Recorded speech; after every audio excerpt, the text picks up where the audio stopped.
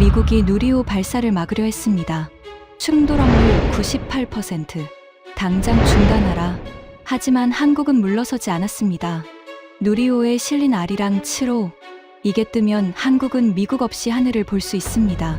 발사 직전 98%가 99%로 치솟았습니다. 그 순간 한국 엔지니어의 손이 움직였습니다. 8.7초. 나사도 포기한 기술로 98%를 0%로 만들었습니다. 그 충격적인 전말을 공개합니다. 시작하기 전 구독과 좋아요, 그리고 대한민국 화이팅 댓글로 한국을 응원해주세요. 새벽 3시 47분이었습니다. 침대 옆 전화기가 울렸어요. 백악관 직통 라인이었죠. 저는 눈을 비비며 수화기를 들었습니다. 카터 보좌관님, 15분 뒤 상황실로 오십시오. 목소리가 굳어 있었어요. 25년간 백악관에서 일하며 이런 전화를 수없이 받았습니다. 하지만 이 시간에 긴급 소집이라니. 심장이 빠르게 뛰기 시작했죠. 저는 제임스 카터, 52세, 백악관 국가우주위원회 수석 보좌관입니다.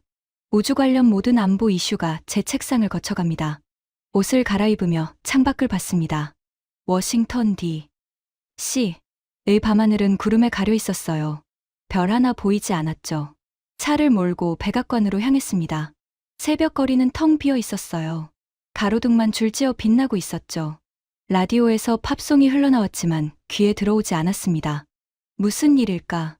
북한 미사일인가? 아니면 중국 위성 문제인가? 머릿속으로 가능한 시나리오를 떠올렸습니다. 백악관 서쪽 문으로 들어섰습니다. 경비원이 고개를 끄덕이며 길을 열어줬어요. 복도를 걸으며 발소리가 울렸습니다. 새벽의 백악관은 낮과 달리 고요했죠. 상황실 문을 열었습니다. 이미 6명이 모여 있었어요. 국방부 차관보, CIA 부국장, 우주군 작전참모, 국무부 동아시아 담당, 그리고 NSC 부보좌관. 전부 긴장된 표정이었습니다. 무슨 상황입니까? 제가 물었습니다. 자리에 앉으며 테이블 위 서류를 봤어요. NSC 부보좌관 마크 앤더슨이 화면을 켰습니다. 위성 궤도 시뮬레이션이 떠올랐어요. 빨간 선과 파란 선이 교차하고 있었죠. 한국입니다. 마크가 말했습니다. 72시간 뒤 누리호 발사 예정입니다. 문제가 생겼어요. 저는 화면을 자세히 봤습니다. 빨간 선은 한국 발사체 예정 궤도였어요. 파란 선은 다른 물체였죠. 충돌 예상입니까? 그것보다 심각합니다. CIA 부국장 로버트 첸이 끼어들었습니다. 그의 얼굴이 어두웠어요. 충돌 확률 98%입니다. 심장이 멈추는 것 같았습니다. 98%. 그건 사실상 확정이나 다름없었어요. 상대 물체가 뭡니까? 제가 물었습니다. 로버트가 화면을 전환했어요. 위성사진이 떠올랐습니다. 5년 전 폐기된 러시아 정찰위성입니다. 공식적으로는 통제불능 상태죠. 공식적으로는요? 제가 되물었습니다. 로버트가 잠시 침묵했어요. 최근 궤도가 변했습니다. 자연적으로 설명하기 어려운 움직임이에요. 회의실이 무거워졌습니다. 누군가 일부러 궤도를 조정했다는 뜻이었죠. 마크가 다시 말을 이었습니다. 한국이 예정대로 발사하면 고도 700km 지점에서 충돌합니다. 발사체와 위성 모두 파편화되고 최소 1200개의 우주 쓰레기가 발생해요. 캐슬러 신드롬 촉발 가능성은요? 국방부 차관보 해리슨이 물었습니다. 그의 목소리가 떨렸어요. 12%입니다. 낮지 않아요. 캐슬러 신드롬. 우주 쓰레기가 연쇄 충돌을 일으켜 저궤도 전체를 사용불능으로 만드는 최악의 시나리오. 그게 현실이 될 수 있다는 말이었습니다. 저는 깊게 숨을 들이켰습니다. 한국은 이 사실을 알고 있습니까? 어제 저녁에 통보했습니다. 마크가 대답했어요. 그래서 어떻게 한답니까? 아직 답이 없어요. 그게 문제입니다. 회의실이 다시 조용해졌습니다. 저는 시계를 봤어요. 새벽 4시 23분. 72시간 뒤면 한국 시간으로 발사 예정이었습니다. 30분간 브리핑이 이어졌습니다.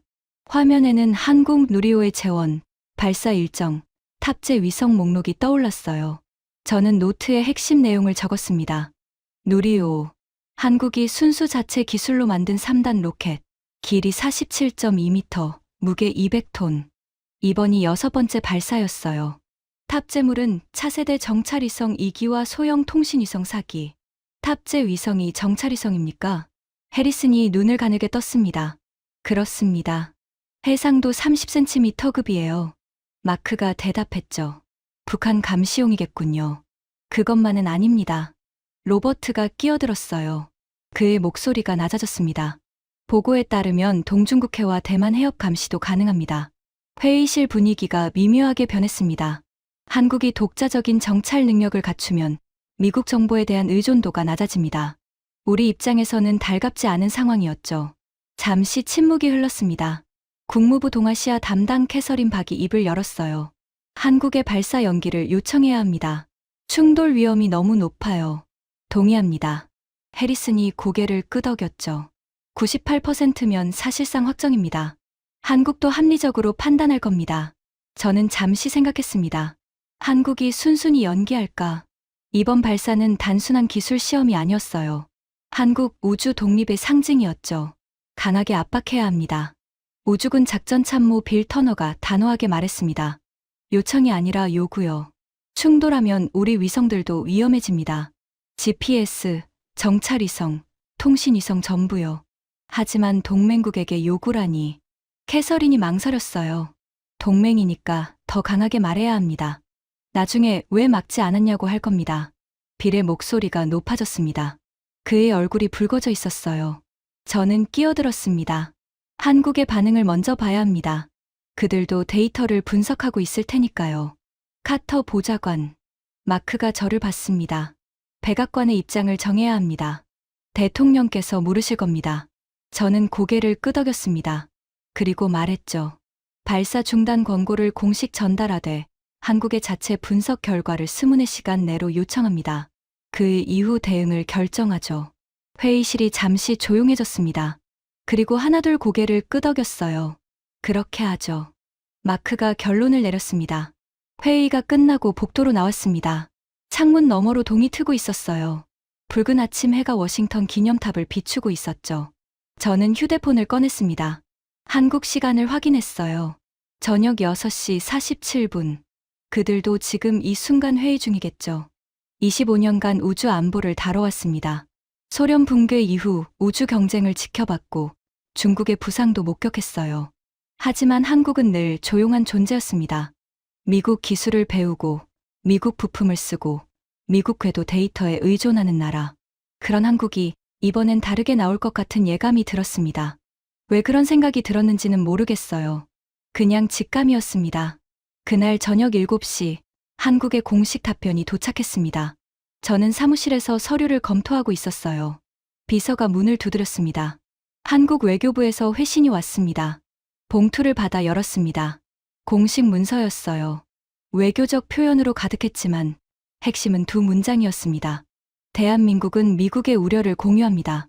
그러나 자체 분석 결과에 따라 발사 여부를 최종 결정할 것입니다. 저는 문서를 다시 읽었습니다. 그리고 웃음이 났어요. 씁쓸한 웃음이었죠. 이건 거절이었습니다. 정중하지만 명확한 거절. 우리가 알아서 하겠다는 뜻이었어요. 전화기를 들었습니다. 마크에게 연결했죠. 한국 답변 받습니까? 방금 받습니다. 마크의 목소리가 차가웠어요. 사실상 거부입니다. 네. 그들은 자체 분석을 하겠다고 합니다. 자체 분석이요? 마크가 코웃음을 쳤습니다. 우리 우주 감시 네트워크 데이터보다 자기들 분석이 정확하다는 겁니까? 저는 대답하지 않았습니다. 사실 저도 같은 생각이었어요. 미국은 전 세계의 우주 감시 레이더망을 운용하고 있습니다. 한국과는 비교할 수 없는 규모죠. 2차 압박이 필요합니다. 마크가 말했습니다. 알겠습니다. 내일 아침 회의를 소집하죠. 전화를 끊고 창밖을 봤습니다. 해가 지고 있었어요. 하늘이 붉게 물들어 있었죠. 한국은 뭘 믿고 저러는 걸까? 궁금했습니다. 그리고 조금은 불안했어요. 다음 날 아침 상황실에 다시 모였습니다. 분위기는 어제보다 험악했어요. 빌 터너가 먼저 입을 열었습니다. 한국이 미쳤습니까? 98%인데 발사를 강행하겠다고요? 아직 강행한다고 한 건 아닙니다. 캐서린이 말했어요. 자체 분석을 하겠다고 했죠. 같은 말입니다. 빌이 손을 내리쳤습니다. 테이블이 쿵 울렸어요. 시간 끌기예요. 우리 데이터가 틀렸다고 주장하려는 거죠. 가능성은 있습니다. 로버트가 조심스럽게 말했어요. 한국이 자체 우주 감시 시스템을 구축했다는 정보가 있어요. 규모는 작지만 독자적으로 운영하고 있습니다. 그래서요? 빌이 쏘아붙였습니다. 우리 시스템보다 정확할 리가 없잖아요. 저는 손을 들었습니다. 잠깐요. 한국의 자체 분석 결과가 다르게 나올 수 있다는 겁니까? 로버트가 고개를 끄덕였어요. 이론적으로는요. 계산 방식이 다르면 결과도 다를 수 있습니다. 말도 안 돼. 빌이 고개를 저었습니다. 물리학은 하나예요. 22는 어디서나 4입니다. 하지만 변수 설정에 따라 됐습니다. 마크가 손을 들어 대화를 끊었습니다. 이론 논쟁은 나중에 하죠. 지금은 대응책이 필요합니다. 회의실이 조용해졌습니다. 마크가 저를 봤어요. 카터 보좌관, 의견 있습니까? 저는 잠시 생각했습니다. 그리고 말했죠. 직접 가봐야 할 것 같습니다. 한국에요? 네. 현장에서 그들의 데이터를 확인해야 합니다. 여기서 추측만 하면 시간만 낭비됩니다. 마크가 고개를 끄덕였습니다. 좋습니다. 오늘 밤 비행기로 출발하세요. 회의가 끝났습니다. 저는 사무실로 돌아와 짐을 쌌어요. 노트북, 서류, 여권. 익숙한 출장 준비였죠. 하지만 이번은 달랐습니다. 왠지 모르게 긴장됐어요. 한국. 20년 전 주한미군 연락관으로 2년간 근무한 적이 있습니다. 그때 한국은 우주 분야에서 걸음마 수준이었어요. 러시아 기술을 빌려 나로호를 겨우 쏘아 올리던 시절이었죠. 그 한국이 이제 미국에게 우리가 알아서 하겠다고 말하고 있습니다. 20년 사이에 뭐가 변한 걸까요? 비행기는 밤 11시에 출발했습니다. 워싱턴에서 서울까지 14시간. 저는 창가 좌석에 앉아 노트북을 켰어요. 한국 우주개발 현황 보고서를 다시 읽었습니다. 누리호 개발 역사. 2010년 개발 시작, 2022년 첫 성공. 그 사이 수많은 실패와 좌절. 하지만 그들은 포기하지 않았어요. 엔진 기술. 75톤급 액체 엔진. 러시아도, 일본도 넘지 못한 벽을 한국은 독자적으로 넘었습니다. 보고서를 읽으며 저도 모르게 감탄이 나왔어요. 하지만 여전히 의문이 남았습니다. 그들이 아무리 발전했어도 충돌 확률 98%를 어떻게 극복할 수 있을까? 물리학은 거짓말을 하지 않습니다. 두 물체가 같은 궤도에서 만나면 충돌하는 건 당연한 일이에요. 창밖으로 태평양이 보였습니다. 끝없이 펼쳐진 검은 바다. 그 위로 별들이 빛나고 있었죠. 저 별들 사이 어딘가에 한국 발사체가 올라갈 겁니다. 그리고 러시아 위성과 충돌할 수도 있어요. 눈을 감았습니다. 잠이 오지 않았죠. 14시간 뒤 인천공항에 도착했습니다. 한국 시간 오후 4시. 발사까지 44시간이 남아 있었어요. 공항은 깔끔하고 효율적이었습니다. 20년 전 제가 기억하던 것보다 훨씬 현대적이었죠. 안내판은 한글과 영어가 병기되어 있었고 로봇이 짐을 나르고 있었어요. 입국 심사를 통과하니 한국 외교부 직원이 기다리고 있었습니다. 30대 초반으로 보이는 남성이었어요. 카터 보좌관님, 환영합니다. 저는 외교부 이준혁입니다. 악수를 나눴습니다. 그의 손이 차가웠어요. 나로우주센터로 바로 이동하시겠습니까? 그렇게 해주세요. 차에 올랐습니다. 검은색 세단이었어요. 창밖으로 한국 풍경이 지나갔습니다. 고층 빌딩, 깨끗한 도로, 빠르게 달리는 차들. 20년 전과 완전히 달랐습니다. 나로우주센터까지 얼마나 걸립니까? 제가 물었습니다.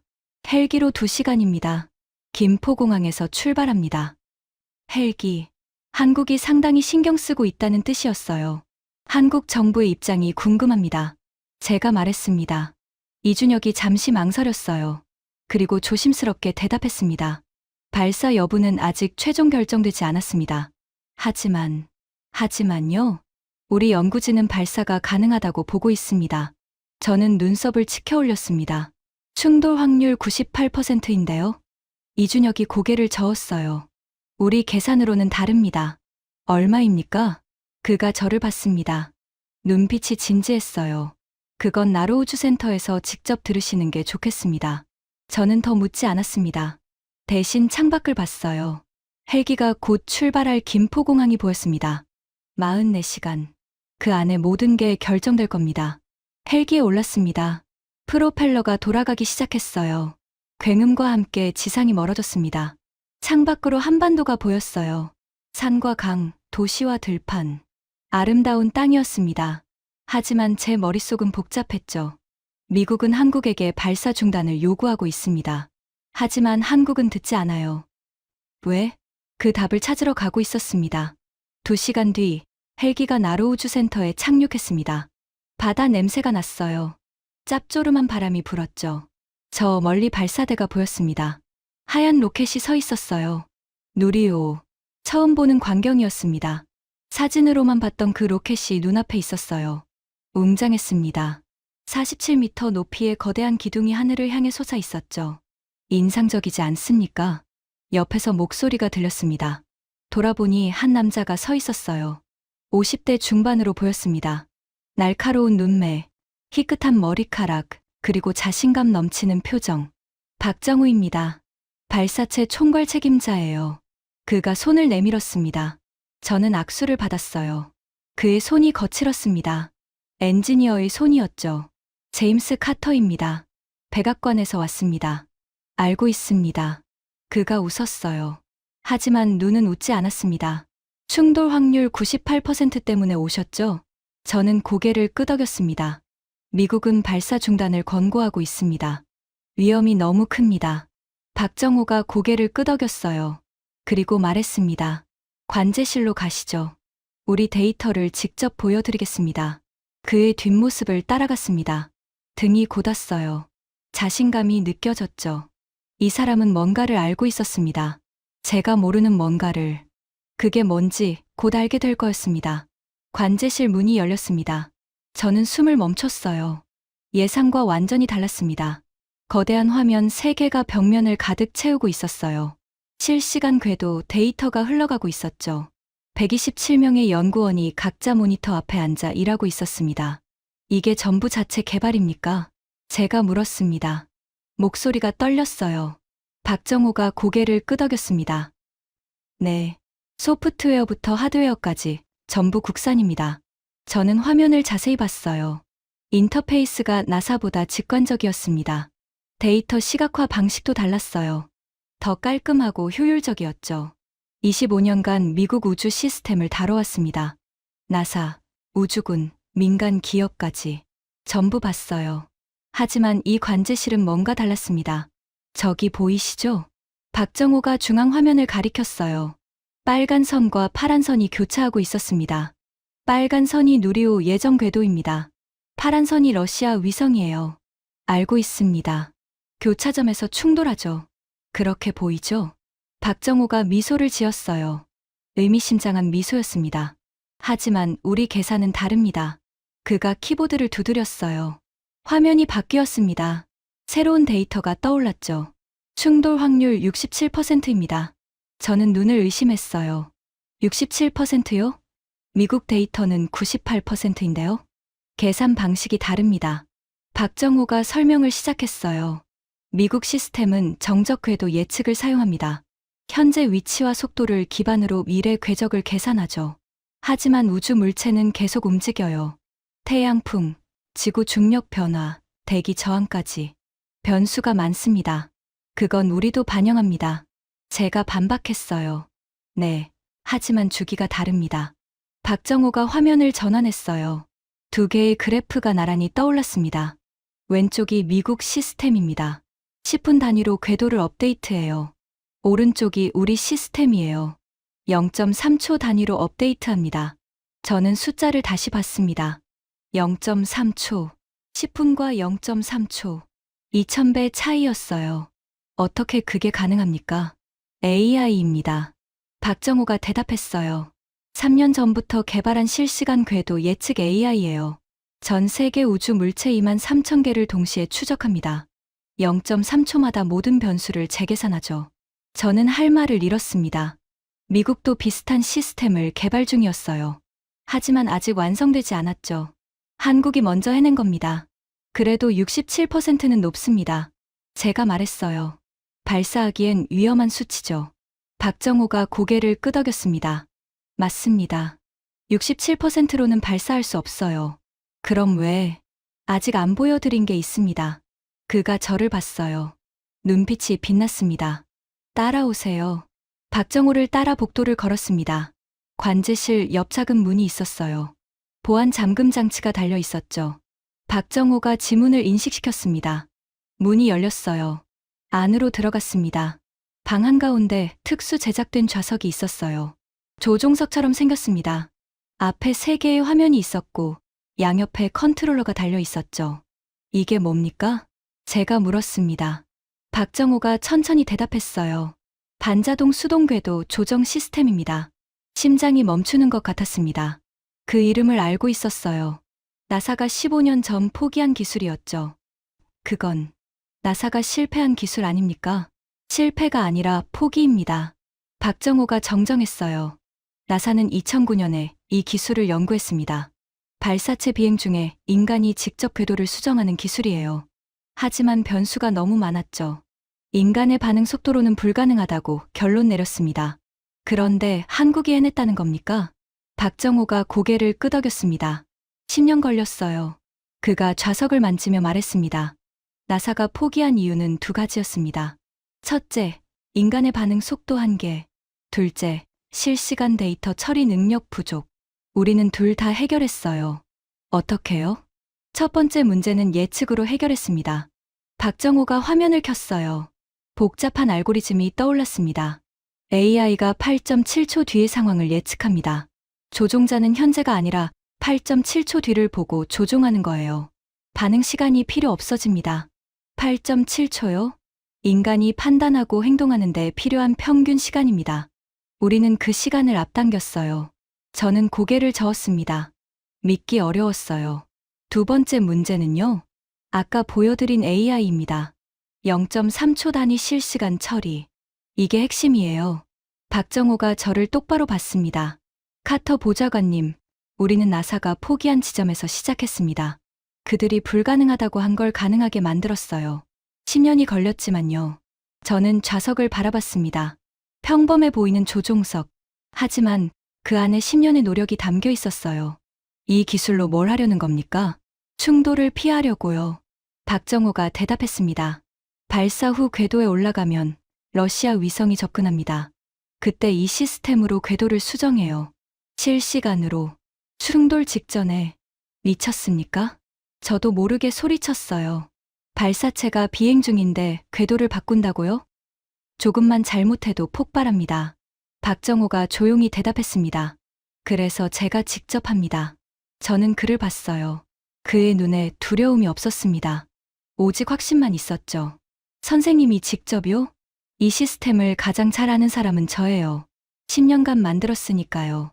저는 아무 말도 할 수 없었습니다. 이건 기술의 문제가 아니었어요. 의지의 문제였습니다. 목숨을 걸겠다는 의지. 성공 확률이 얼마입니까? 제가 물었습니다. 박정호가 잠시 침묵했어요. 그리고 대답했습니다. 73%입니다. 73%요? 시뮬레이션 500회 기준입니다. 실전은 처음이에요. 저는 숨을 들이켰습니다. 73%.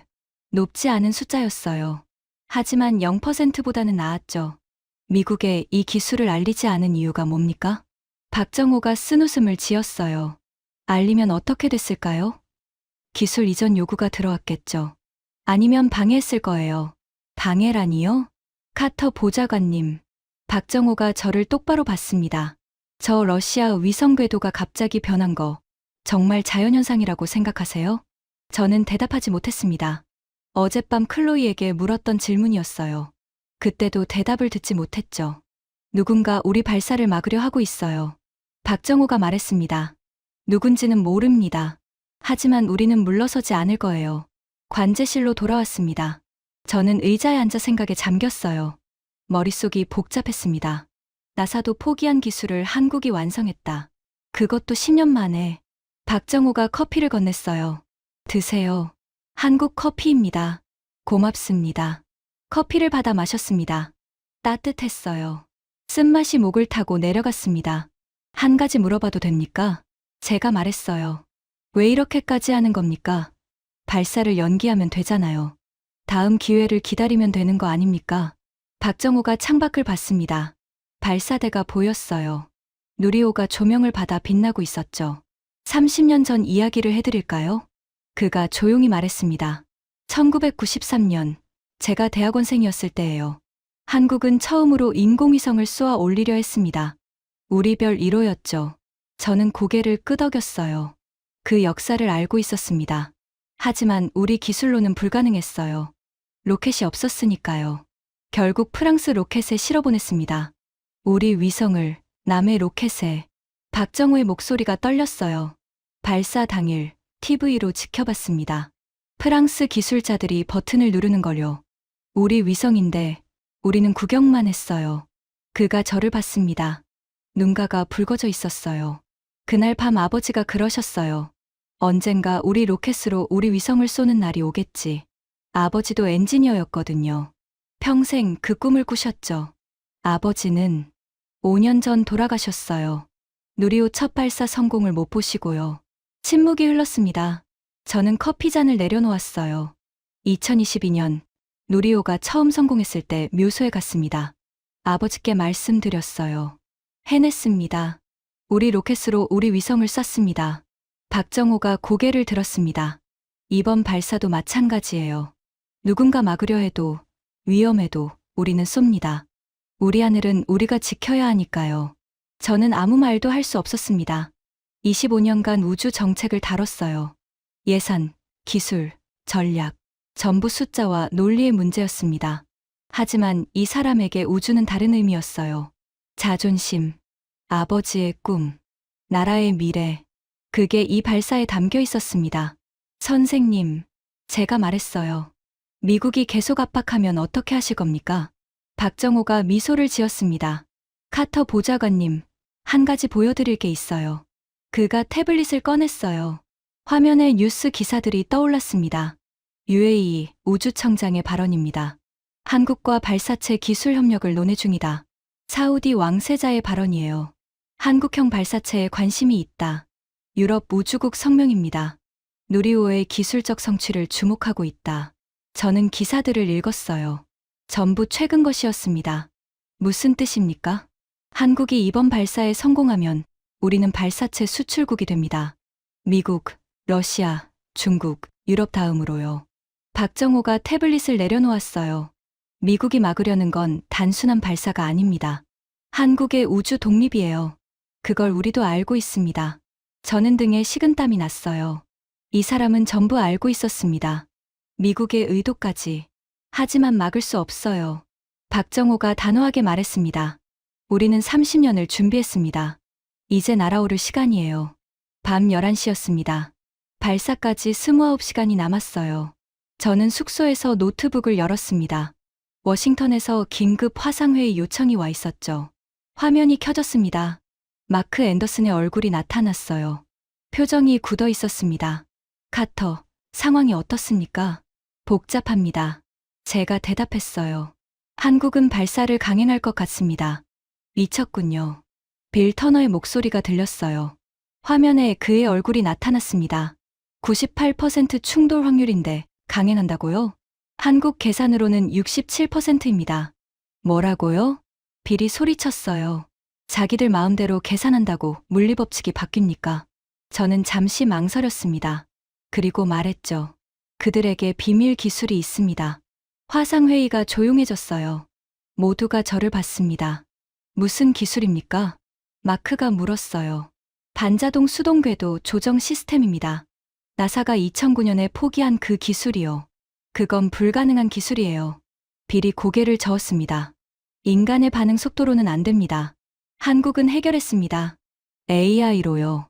저는 오늘 본 것을 설명했어요. 0.3초 단위 실시간 예측, 8.7초 선행 시뮬레이션, 수동 조종 시스템, 전부요. 설명이 끝나자 침묵이 흘렀습니다. 믿기 어렵군요. 마크가 말했어요. 직접 봤습니다. 제가 대답했죠. 그들은 10년간 이 기술을 개발했어요. 시뮬레이션 성공률 73%입니다. 73%면 27%는 실패잖아요. 빌이 끼어들었습니다. 실패하면 우리 위성도 위험해집니다. 막아야 해요. 어떻게요? 제가 물었어요. 동맹국에게 발사하지 말라고 강제할 수는 없습니다. 방법은 있어요. 새로운 목소리가 들렸습니다. 화면에 로버트 첸의 얼굴이 나타났어요. 무슨 방법입니까? 궤도 데이터 공유를 중단합니다. 저는 눈을 크게 떴어요. 그건 한국은 아직 우리 우주 감시 네트워크에 의존하고 있어요. 실시간 궤도 데이터 말입니다. 그걸 끊으면 발사가 어려워집니다. 그건 협박 아닙니까? 제가 반박했어요. 동맹국을 협박하는 겁니다. 협박이 아니라 현실적 조치예요. 로버트가 차갑게 대답했습니다. 안전을 위한 거죠. 저는 고개를 저었어요. 이건 안전이 아니었습니다. 통제였죠. 그렇게 하면 한국과의 관계가 돌이킬 수 없게 됩니다. 관계보다 안보가 우선이에요. 빌이 말했습니다. 결정합시다. 투표로요. 마크가 고개를 끄덕였어요. 궤도 데이터 공유 중단에 찬성하는 사람. 화면에 손이 올라갔습니다. 빌, 로버트, 그리고 다른 2명. 4명이었어요. 반대하는 사람. 저만 손을 들었습니다. 4대1로 가결입니다. 마크가 선언했어요. 카터 보좌관, 한국에 통보하세요. 6시간 내로 발사 중단 결정이 없으면 궤도 데이터 공유를 중단한다고요. 화면이 꺼졌습니다. 저는 노트북 앞에 앉아 있었어요. 손이 떨렸습니다. 이건 옳지 않았어요. 동맹국을 협박하는 건 미국다운 행동이 아니었습니다. 하지만 명령은 명령이었죠. 휴대폰을 들었습니다. 박정호에게 전화를 걸었어요. 여보세요? 그의 목소리가 들렸습니다. 박 선생님, 전할 말이 있습니다. 저는 워싱턴에 결정을 알렸어요. 궤도 데이터 공유 중단. 6시간 시한. 전화 너머로 침묵이 흘렀습니다. 알겠습니다. 박정호가 대답했어요. 목소리가 담담했습니다. 결정은 저희가 하겠습니다. 전화가 끊겼습니다. 저는 창밖을 봤어요. 밤바다가 보였습니다. 파도가 해변에 부딪히고 있었죠. 6시간. 그 안에 모든 게 결정될 겁니다. 새벽 4시였습니다. 저는 잠을 이루지 못하고 있었어요. 휴대폰이 울렸습니다. 박정호였죠. 관제실로 와주시겠습니까? 결정을 알려드리겠습니다. 5분 만에 관제실에 도착했어요. 안에는 박정호뿐 아니라 여러 사람이 모여 있었습니다. 한국 정부 관계자, 연구원들, 그리고 처음 보는 얼굴들. 긴장된 분위기였어요. 카터 보좌관님, 박정호가 저를 맞이했습니다. 미국의 요구를 검토했습니다. 저는 고개를 끄덕였어요. 결정은요? 박정호가 주위를 둘러봤습니다. 그리고 천천히 말했죠. 발사를 강행합니다. 심장이 쿵 내려앉았어요. 미국 궤도 데이터 없이요? 네. 그건 자살 행위입니다. 저도 모르게 소리쳤어요. 실시간 궤도 정보 없이 어떻게 충돌을 피합니까? 박정호가 화면을 가리켰습니다. 우리 자체 시스템이 있습니다. 하지만 미국 데이터가 더 정확하잖아요. 정확했죠. 과거에는요. 박정호가 조용히 말했습니다. 하지만 이제 우리 시스템도 충분합니다. 3년간 검증했어요. 저는 할 말을 잃었어요. 한 남자가 앞으로 나왔습니다. 40대 후반으로 보였어요. 정부 관계자 같았죠. 카터 보좌관님, 저는 과학기술정보통신부 차관 김현우입니다. 악수를 나눴어요. 그의 손이 단단했습니다. 미국의 우려는 이해합니다. 하지만 이번 발사는 대한민국의 주권적 결정이에요. 외부 압력으로 바꿀 수 없습니다. 주권이요? 네. 우주는 누구의 것도 아닙니다. 모든 나라가 동등한 권리를 가져요. 우주조약 제1조입니다. 저는 고개를 끄덕였어요. 그 조항을 알고 있었습니다. 하지만 현실은 달랐죠. 미국이 우주를 지배하고 있었으니까요. 미국과의 관계가 악화될 수 있습니다. 제가 말했어요. 감수하겠습니다. 김현우가 단호하게 대답했습니다. 70년 동맹입니다. 이번 일로 무너지지 않아요. 하지만 무너진다 해도 우리 하늘을 포기할 순 없습니다. 저는 그의 눈을 봤어요. 흔들림이 없었습니다. 박정호가 저를 불렀어요. 카터 보좌관님, 하나 더 보여드릴 게 있습니다. 화면이 바뀌었어요. 세계 지도가 떠올랐습니다. 여러 나라의 점이 찍혀 있었죠. 이게 뭡니까? 우리를 지지하는 나라들입니다. 저는 숨을 멈췄어요. UAE가 공식 성명을 냈습니다. 한국의 발사 권리를 존중한다. 사우디, 호주, 폴란드도 비슷한 입장이에요. 언제요? 2시간 전입니다. 저는 화면을 봤어요. 점이 10개가 넘었습니다. 한국 편을 드는 나라가 이렇게 많다니. 미국이 압박하면 할수록 우리를 지지하는 나라가 늘어납니다. 박정호가 말했어요. 왜 그런지 아세요? 저는 대답하지 못했습니다. 그들도 같은 처지거든요. 미국 눈치 보며 우주를 개발하는 나라들. 그들에게 한국은 희망이에요. 우리도 할 수 있다는 증거죠. 저는 등에 식은땀이 났어요. 미국은 한국만 상대하는 줄 알았습니다. 하지만 이건 더 큰 싸움이었어요. 우주 패권을 둘러싼 전쟁. 일본은요? 제가 물었습니다. 박정호가 쓴웃음을 지었어요. 일본은 침묵하고 있습니다. 미국 편도, 우리 편도 아니에요. 왜요? 자기들도 같은 꿈을 꾸고 있으니까요. 하지만 먼저 나설 용기는 없죠. 저는 고개를 끄덕였어요. 일본의 딜레마를 이해할 수 있었습니다. 김현우가 시계를 봤어요. 발사까지 23시간 남았습니다. 최종 점검을 시작해야 해요. 사람들이 움직이기 시작했습니다. 저는 그 자리에 서 있었어요. 카터 보좌관님, 박정호가 다가왔습니다.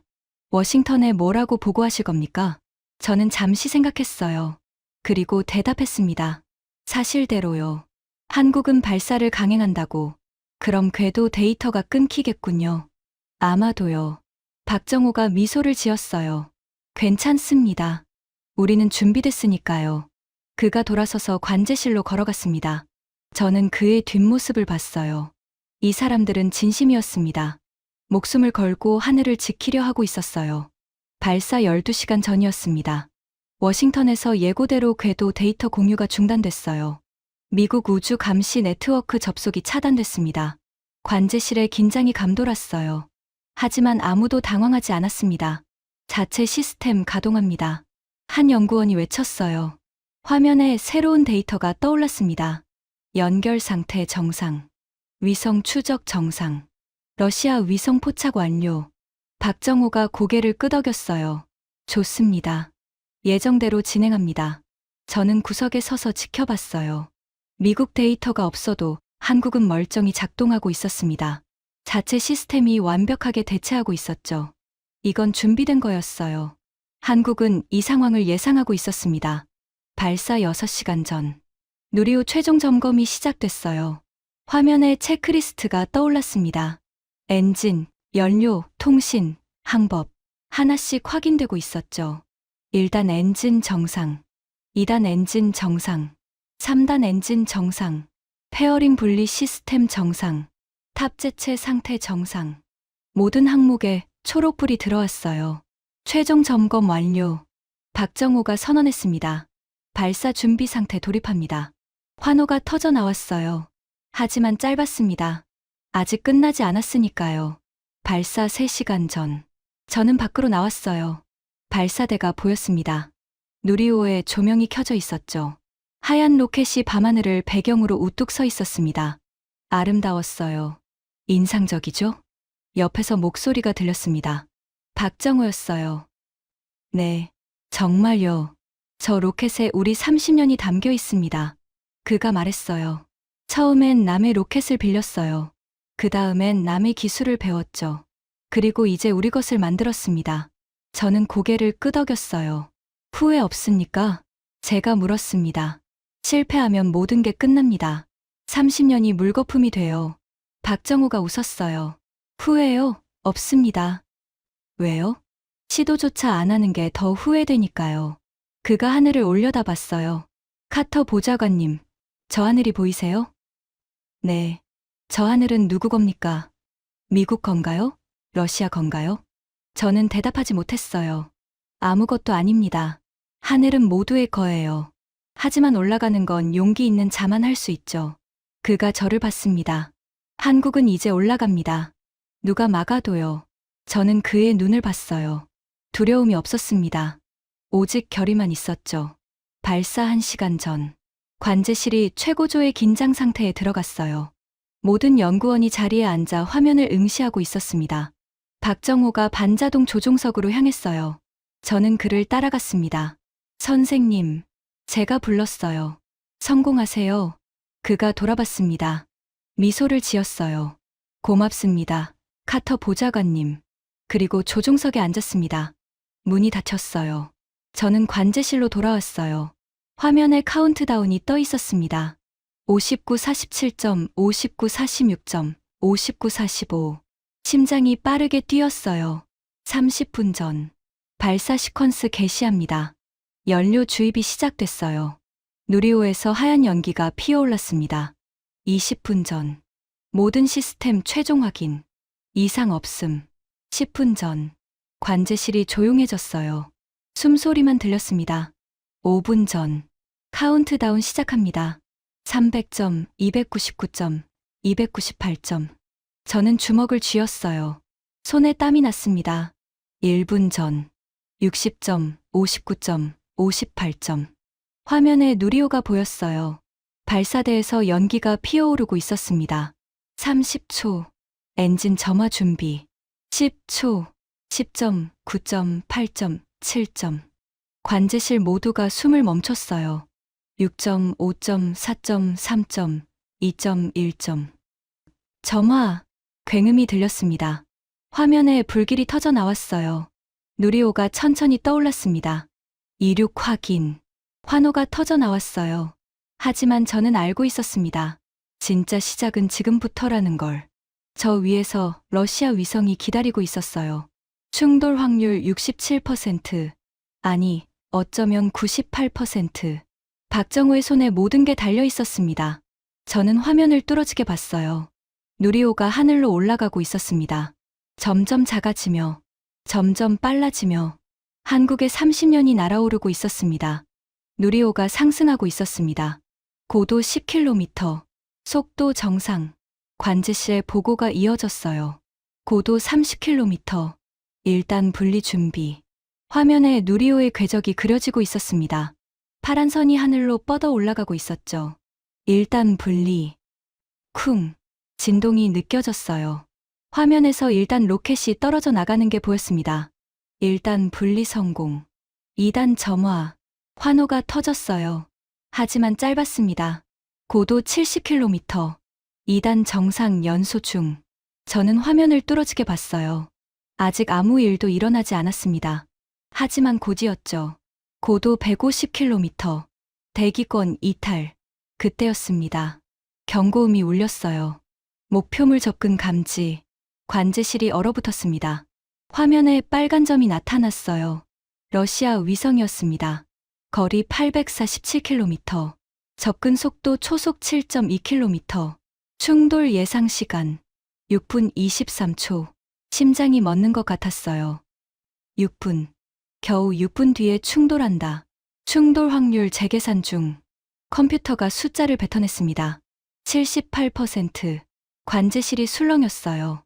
2단 분리 준비. 2단 분리. 화면에서 2단 로켓이 떨어져 나갔습니다. 3단이 점화됐어요. 고도 300km. 3단 정상 연소. 충돌 확률 84%. 숫자가 올라가고 있었어요. 예상보다 빨랐습니다. 러시아 위성 궤도가 변하고 있습니다. 연구원 한 명이 소리쳤어요. 뭐라고요? 예측보다 0.3도 남쪽으로 이동 중입니다. 누군가 조종하고 있어요. 저는 이를 악물었습니다. 누군가 실시간으로 위성을 움직이고 있었어요. 우리 발사를 막으려고.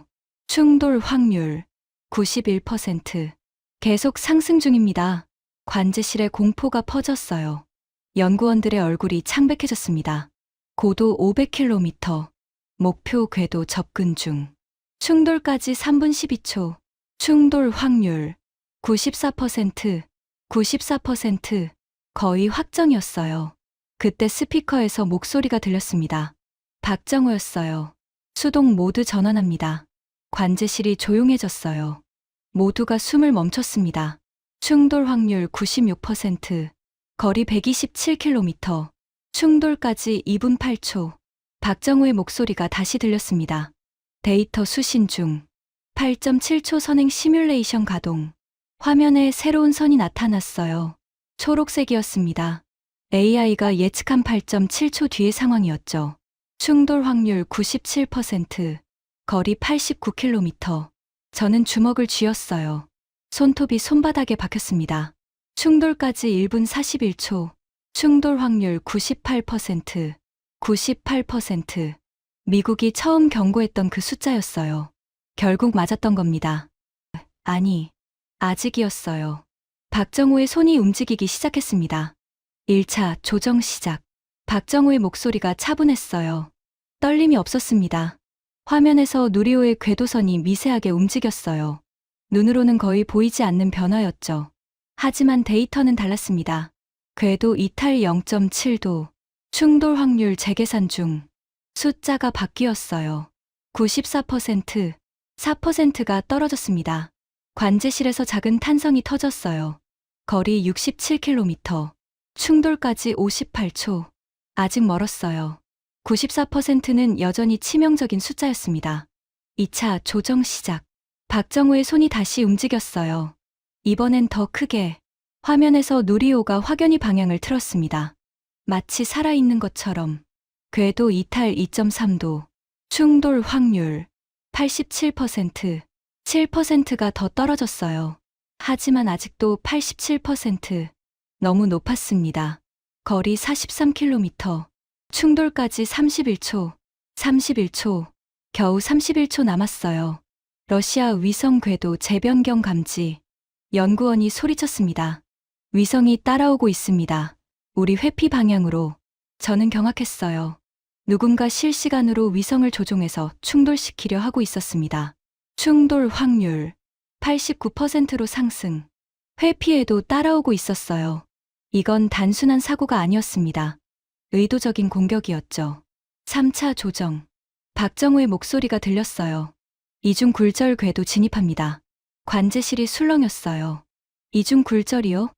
시뮬레이션에서도 성공률이 30%밖에. 다른 방법 없습니다. 박정호가 끊었어요. 8.7초 선행 데이터 최대 출력. 지금 갑니다. 그의 손이 컨트롤러를 움직였어요. 빠르고 정확하게. 화면에서 누리호가 급격히 방향을 틀었습니다. 한 번이 아니라 두 번. S자를 그리며 궤도를 바꿨어요. 궤도 이탈 4.1도, 5.7도, 7.2도. 숫자가 빠르게 변했어요.